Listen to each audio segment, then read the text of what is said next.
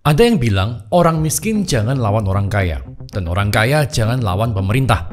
Nah, sekarang dunia sedang disajikan drama antara orang terkaya di dunia versus pemerintah, dan Bitcoin pun koreksi.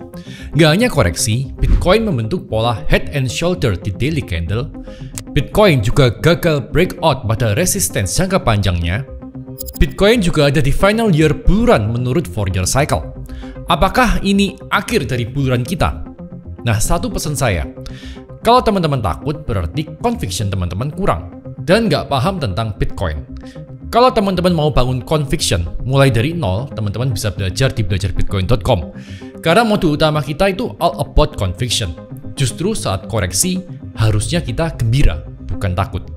Nah, kita mulai aja ya. Ada sinyal bull apa di tengah sentimen bearish?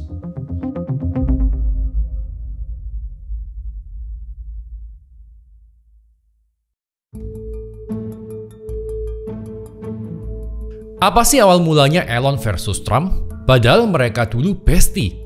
Awal mulanya, kalau menurut Elon, karena ada RUU tax cut yang disebut Trump sebagai Big Beautiful Bill.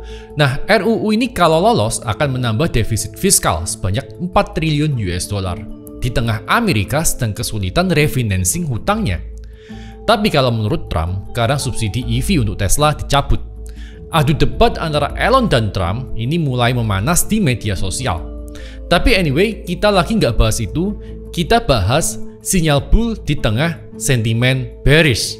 Nah, yang pertama ada Global M2 Liquidity. Bitcoin ngikut Global M2 Liquidity Index dengan korelasi 0,97. Artinya hampir mirip. Bahkan dip kali ini pun dari 110 ke 100 ribu udah diprediksi oleh model Global M2 Liquidity Index dengan offset atau delay 75 hari.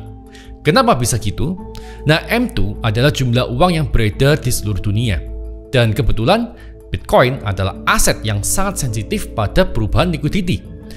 Nah, yang unik, kalau teman-teman lihat di Global M2 Liquidity yang garis kuning ini, pada saat dip, dia langsung V-shape naik ke atas. Nah, Bitcoin is a liquidity game. 80% harga Bitcoin dipengaruhi oleh global liquidity. Sisanya baru yang lain-lain. Misalnya seperti berita dan masih banyak lagi. Nah, yang 20% itu cuma noise. Noise yang hanya bisa menggerakkan sentimen jangka pendek. Tapi ketersediaan global liquidity lah yang mempengaruhi harga Bitcoin. Ketersediaan uang fiat di dunia mempengaruhi Bitcoin. Ingat, Bitcoin is a liquidity game.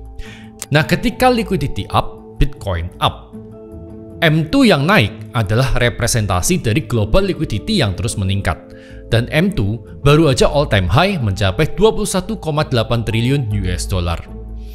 Nah, kenapa Bitcoin bear di 2022? Karena global liquidity drop di 2022. Fed mulai QT dan suku bunga mulai naik.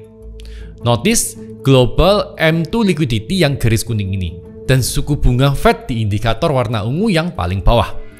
Nah, pasti ada teman-teman yang nanya juga, kenapa Bitcoin top duluan di 2021, padahal global liquidity masih naik hingga 2022. Jangan-jangan sama nih kayak sekarang.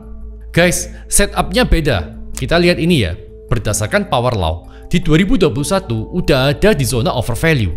Jadi koreksinya pada saat itu lebih disebabkan Bitcoin udah sangat amat overvalue. Nah, sementara kita saat ini masih boleh dibilang masih undervalue, mendekati fair value. Karena fair value Bitcoin per waktu video ini dibuat ada di harga 116.000 US dollar.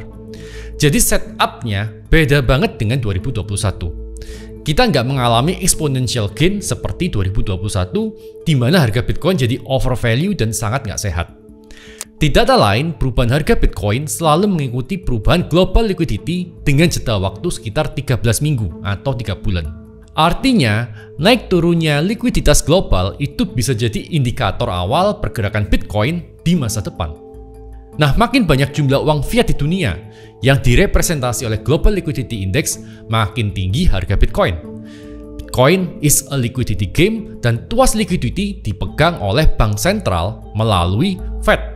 Nah, gimana dengan action Fed kali ini? Ada sinyal yang kedua, yaitu stealth QE atau QE diam-diam dari Fed. Nah, seperti yang kita bahas di video tentang utang Amerika yang ini. Surat utang Amerika nggak laku sekarang. Dan ini adalah masalah besar. Karena hingga 5 tahun ke depan, utang Amerika harus direfinancing. Karena nggak ada duit dan fiskal Amerika selalu defisit. So, gimana cara bayar utangnya? Cara bayarnya ya dengan terbitin surat utang baru. Ibarat kalau orang gali lubang, tutup lubang. Dan lubangnya makin besar dari tahun ke tahun. Karena spendingnya compounding, hutangnya compounding, dan beban bunganya juga compounding. Bayangin aja guys, bunganya aja yang harus dibayar oleh Amerika nih mencapai 1,1 triliun per tahun. Nah, kalau surat utang Amerika nggak laku dan nggak bisa direfinancing, maka Amerika akan default atau gagal bayar. Nah, yang nggak dinotis oleh banyak orang adalah US Treasury melakukan stealth QE atau QE diam-diam dengan membeli surat utangnya sendiri. Aksi ini disebut market operation, tujuannya untuk mengendalikan suku bunga. Pada 3 Juni, US Treasury melakukan market operation lagi dengan buyback US Treasuries senilai 10 miliar US dollar. Ini adalah sinyal stealth QE. QE diam-diam, tanpa pengumuman, tanpa press conference, dan total udah lebih dari 43,6 miliar US dollar dalam bentuk surat utang yang di buyback oleh US Treasury. Tapi ini nggak bisa berlaku selamanya karena Treasury's General Account lama-lama akan terkuras. Nah, Amerika di-downgrade oleh lembaga rating. Trump bertengkar hebat dengan Elon Musk. Plus ada kebijakan tarif yang dikatakan menyebabkan resesi di semester kedua 2025. Ini semua buat US Treasuries makin nggak laku dan stealth QE akan terus berjalan. Nah, ngomongin tentang liquidity, di belajarbitcoin.com minggu ini kita akan rilis modul baru, judulnya dari mana datangnya harga Bitcoin. Di sana kita akan kupas tuntas tentang global liquidity dan Bitcoin. Kita akan taruh di modul utama. Nah, sinyal yang ketiga ada Golden Cross dump. Lah, Golden Cross kan sinyal pump bang. Kenapa kok malah jadi dump sekarang dan koreksi? Ya, karena Golden Cross itu adalah sinyal lagging. Dan ketika terjadi Golden Cross, udah priced in. Nah, tapi ada yang unik. Setelah Golden Cross, Bitcoin dump 10-15%. Setelah itu, Bitcoin pump seperti yang terjadi di beberapa periode sebelumnya. Teman-teman bisa lihat chart ini. Nah, sinyal yang keempat ada hash ribbon indicator. Actually ada sinyal beli dari hash ribbon indicator. Dan hash ribbon indicator ini adalah analisa on-chain di Bitcoin yang dipakai untuk identifikasi potential bottom dengan menganalisa momen capitulation dari miner. Artinya mungkin miner PU jadi jual Bitcoinnya. Nah, sinyal yang kelima, DXY yang mulai turun. DXY atau US Dollar Index ini adalah indeks yang mengukur nilai tukar dolar Amerika terhadap sekumpulan mata uang utama dari negara-negara mitra dagang Amerika. Nah, kalau DXY turun, artinya dolar melemah dan berpotensi memberikan liquidity tambahan. Nah, kalau dolar melemah, perusahaan yang berutang dalam bentuk dolar lebih mudah bayar utang kan? Dan ada lebih banyak uang yang bisa dipakai untuk investasi atau mungkin ekspansi bisnisnya daripada bayar utang. Nah, bank sentral global bisa mencetak mata uang lokal juga tanpa takut capital outflow. So, intinya kalau DXY naik, global liquidity turun dan Bitcoin cenderung bearish.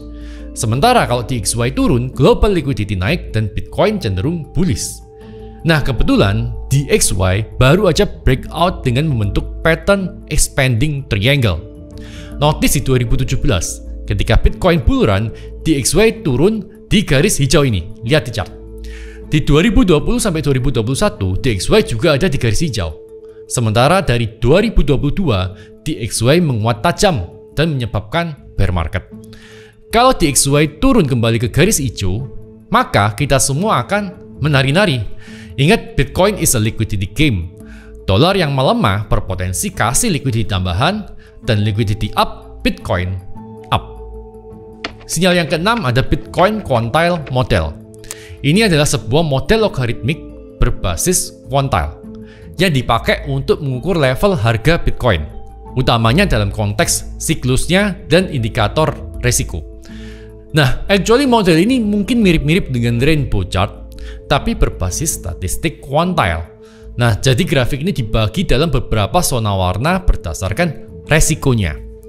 Nah, kalau teman-teman bingung quantile itu apa, quantile itu konsep statistik actually yang dipakai untuk membagi distribusi yang jadi bagian-bagian yang sama besarnya. Nah, teman-teman lihat top di zona kuning, di acceleration zone. Topnya 132 sampai 159.000 US dollar. So, makin lama Bitcoin sideways di zona transition dan acceleration, makin tinggi topnya. Nah, masih ingat kan teman-teman, kenapa 2021 Bitcoin udah koreksi duluan meski global liquidity masih naik? Karena Bitcoin udah ada di zona danger. Nah, sekarang beda setup. Kita masih ada di zona transition. Menurut saya nih, kalau Bitcoin koreksi dulu, itu cukup sehat. Karena makin lama kita sideways, makin sering kita koreksi, upside Bitcoin tuh makin tinggi. Ada yang masih ingat dengan tesis saya waktu podcast sama Leon di Overpost? Tesisnya, Bitcoin top bukan sebuah angka, tapi sebuah garis. Lagi pula dari 21 sinyal yang ada di Bitcoin Peak terminal kita, yang hit baru dikit banget. So, jangan-jangan drama Elon dan Trump ini cuma decoy untuk menutupi kejadian yang sebenarnya, menutupi stealth QE. Atau jangan-jangan drama Elon dan Trump ini cuma settingan supaya Amerika resesi lebih cepat dan semua yang diinginkan Trump tercapai dan Fed potong suku bunga. Menurut kalian gimana?